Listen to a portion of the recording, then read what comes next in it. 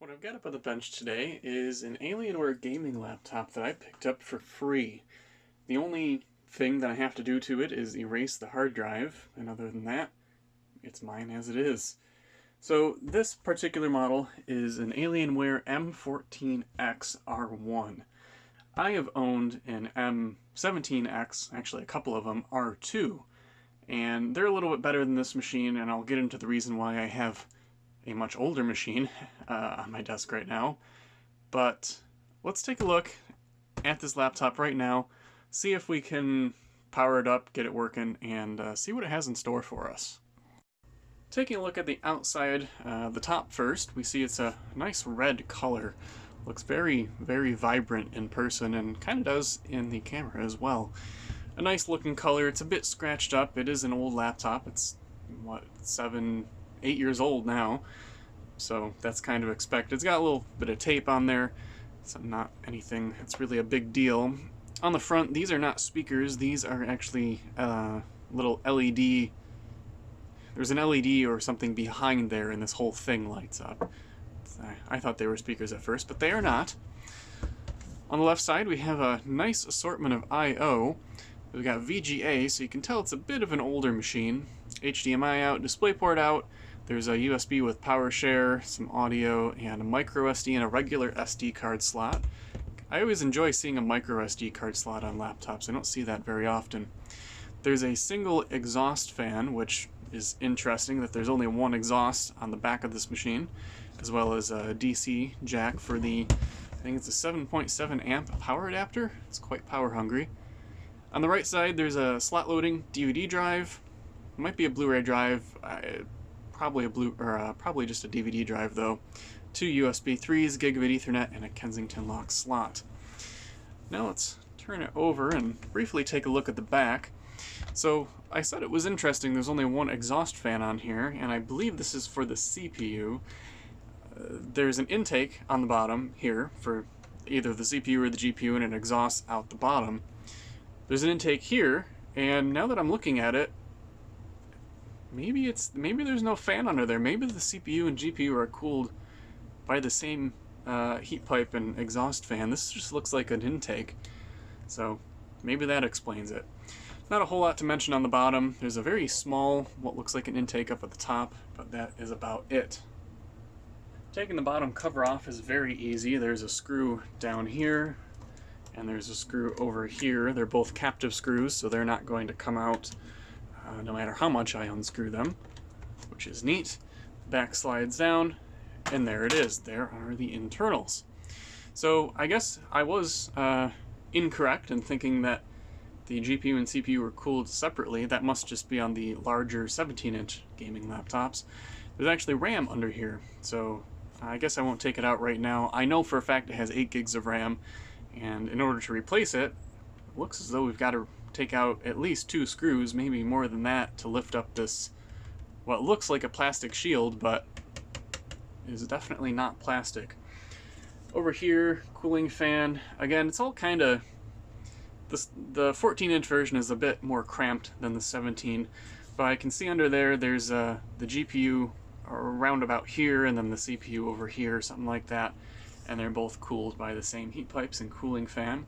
It's a big-ass battery, and it's my understanding, and I'm sure we'll see this later on, that this battery is probably no good anymore. These things go through batteries like you wouldn't believe. That little cutout that I saw at the front, which you can see there, is actually a speaker, most likely a subwoofer. Probably. I don't know that for a fact either. Here's the optical disc drive, and right underneath, coming out to right about there, is the hard drive or SSD. I don't know what this has in it. I believe it has a hard drive in it, but it could also have an SSD. I didn't really work on this machine when it was newer, so I don't know what it's got. The display is kind of interesting. At least on the 17-inch models, it's actually a 3D display running at 120 Hz. I don't believe that's the case for this, at least with the 120 Hz. This might be a 3D vision capable display. I do have the glasses that you need to use with it in order to view things in 3D, but I'm not sure if that's actually going to work if it's only a 60 Hz display. Taking a brief look at the keyboard for a second, it is missing a key. I did know about this, and I'm probably not going to actually do anything about it. It's just an Alt key. It's not all that important. This is around 2012. Alienware was using this kind of keyboard on all their machines, as well as desktop machines that shipped with a keyboard. It would come with this kind of low-profile key that just... it isn't a gaming keyboard, even though it's on a gaming machine. It's a little bit disappointing, but that's just how it is. I absolutely cannot find a good way to film the screen because it's so reflective, but this is about as good as I can get. Let's power it up and see what it has for specs, because I don't actually know how the specs are on this computer. So, we've got an Alienware M14x R1. It is the first generation of M14x. It's got the latest BIOS, if memory serves. CPU is an i7-2820QM. So Q may be performance, M is most likely for mobile CPU at 2.3 gigahertz. It's got 8 gigs of RAM. Looks like it's in the form of, yep, 2 sticks of 4 gig. Doesn't say what discrete graphics we have. Given the age of this, if I had to take a wild guess, it would probably be something like a GTX 550 mobile, or maybe probably not a 600 series, but probably something in the 500 series. And it does have dual graphics, so it's got Intel graphics as well. I don't know if there's much else we can really see in here. Oh, look at that. SATA drive, the only one that's installed, because I'm sure there's only room for one. It is in fact an SSD, a 512 gig SSD. Neat. Okay, well, now that we've taken a look at the specs in the BIOS, I'm going to go ahead, put a copy of Windows on this. I'm just going to image it from a pre-made image I have, get it updated, and we'll be back to see how this thing performs in Windows. Alright, here we are back with the M14X. Got Windows 10 installed, it's all updated, and it's running quite well. The only issue that I see is that the screen does not seem to run at 120 Hz. I may have been incorrect in saying that it was a 120 Hz screen, but I expected that, and I guess I was wrong. The screen itself is a 1600 by 900 screen, and it's perfectly adequate for a display of this size. It's a 14-inch display. It would be nicer to have something a bit more high resolution, but it is what it is. The GPU is one I'm not terribly familiar with, but I wasn't really into gaming laptops at the time this was a new GPU. It's got an NVIDIA GeForce GT 555M. I guess it's just a lower end mobile CPU, or a GPU rather. I just don't know much about it. I'm trying to find something to say, but stumbling over my words. So yeah, it seems to perform perfectly adequately. It is a 60 Hz screen, by the way. Just for the sake of testing out something to make this video kinda quick, I installed a really old version of Spin Tires, or as it's now called, Mud Runner. This was a tech demo from ages ago, from 2013, right about when this machine was new, actually. And I played it around with it a little bit, and it runs pretty well, actually. The specs aren't all at maximum. They're about a mix of medium and high, so medium to high settings. But it handles it okay, and it's running at full resolution, a little bit of everything on, as I said. Runs between 30 and 60 FPS. More of around 30 FPS. But it's not bad, you know. This was a pretty demanding game and still is. So it's expected that it's not going to run great, even though this is a computer released not just a couple months before this game would have been released. So yeah, handles games quite well. It runs perfectly cool enough. It's just a nice little machine, and an SSD in one of these is, of course, no question. You just got to have an SSD in any computer, as far as I'm concerned. But it really makes this computer not feel quite as old as it actually is. Now, I had an issue getting the driver installed for the LED lighting. I'm going to try and do that again right now. But the issue was, I don't know, something about a missing VC redistributable package or something. But what you're supposed to be able to do is change all the lights. So this and the touchpad, the lights on the front, and the keyboard, I believe, can all be changed. And at least the 17-inch version had multiple zones, which was very cool. So I'm going to try to do that, and if I do get it, I'll put a clip in of it right here. I got the software installed. It's called the Alienware Command Center. I already know how to use it, so I'm not going to go through the tutorial. And it looks like it gives us all the same options that we had on the bigger version of the laptop. So we can change 9 different zones. The LED up here, which I don't actually see. Oh, maybe they're just the little blue LEDs. I can change those. I guess let's find out. So there's 8 different zones we can change. Apply. Oh, that is neat as hell.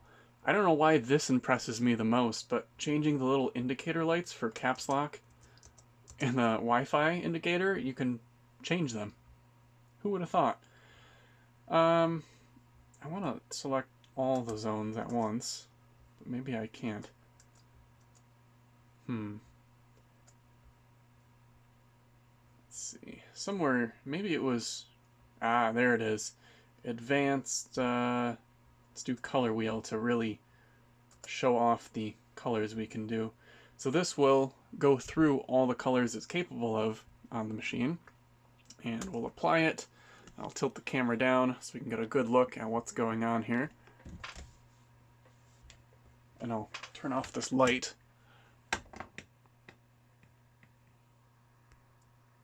So the keyboard isn't quite cooperating with us in the light, but we can kind of see that. Actually, I'll turn off some more lights. There we go. Look at that.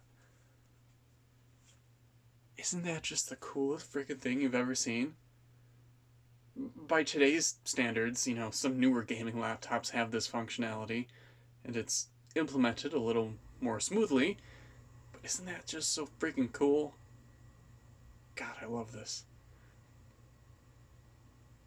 Now, I would never actually use this on my own computer because I find it pretty distracting, but to show off, yeah, I like that a lot. I don't think, if we take a look at the back of the screen, yeah, this Alienware logo is kind of like older MacBooks where it's just illuminated by the actual screen itself.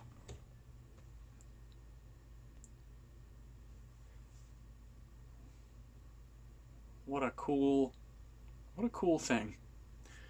Alright, so the next thing to do, because I do have somebody who this laptop is going to, I'm not going to charge them any money for it. I owe them something anyway. All they're going to do is just basically watch movies on it. It doesn't need to be a fast computer. So I'm going to take out the SSD because I want the SSD and just give them a 1 terabyte hard drive that I happen to have laying around from another Alienware gaming laptop. And I asked them, you know, do you really need an SSD? And they're like, actually, I don't need an SSD at all. It's just gonna boot up once every couple of days and I'm gonna watch a movie on it. So let's go ahead and take the back off and replace the hard drive because it is a little bit of a process in order to do that. So you start by removing the back panel like I did earlier on in the video, just with the 2 captive screws. Back slides off, there it goes. The hard drive / SSD is under here, under the optical drive, and there are 4 screws here as well. And I guess those are captive screws as well. Cool. 3, 4. Now, I haven't taken this apart yet. This particular machine, I've taken ones apart that are similar to it. Every single one, if it's ever been taken apart before, I can tell you for a fact that this clip that holds the optical drive ribbon cable in is going to be broken on one side, it's going to fall off, and it's going to be a pain in the ass to put back on. I just want to call that right now, that that's probably going to happen. And won't it be funny if it actually happens? So, I guess I can use a screwdriver just to pry very, very gently up on the clip. You're supposed to use a spudger or something, but this is perfectly fine. Oh, you know what? It looks like it didn't break off. Look at that. Oh, actually? No, I can tell it is broken, because I shouldn't be able to lift it up that high. But I'm going to leave it because it is such a pain in the butt to put back in. I don't know why those all break on every single one of these I've ever worked on. Alright, and before you say it's my method, no, I normally use a little plastic spudger tool and do it properly, but it doesn't seem to matter. It's just how it comes off must be very stressful on the connector. There's 3 screws to take out the disc and unplug the SATA cable. And then there are, yeah, you can tell this was replaced by somebody at some point, because I don't believe this would have had a sticker on it from the factory. Try to adjust the focus here. And then there's 4 screws to hold in the disc itself. Helps if you don't drop the screws in the computer.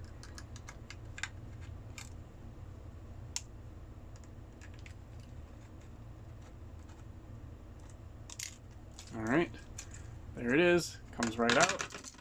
And I've got this 1 terabyte HDST laptop hard drive, SATA 6, 1 terabyte 7200 RPM drive, and that's going to go back in the computer. So I won't go through the process of installing Windows again on camera, that would just be silly. So I'm going to assemble this laptop again and do a little outro while I do so. So this computer is, as I said, going to somebody who is going to be able to use it. It is a bit of an older machine, however, it's a lot better than some of the new stuff on the market that is just not gaming oriented. So I can't really complain too much about it and its lack of performance compared to newer things, because it is better than some other newer things.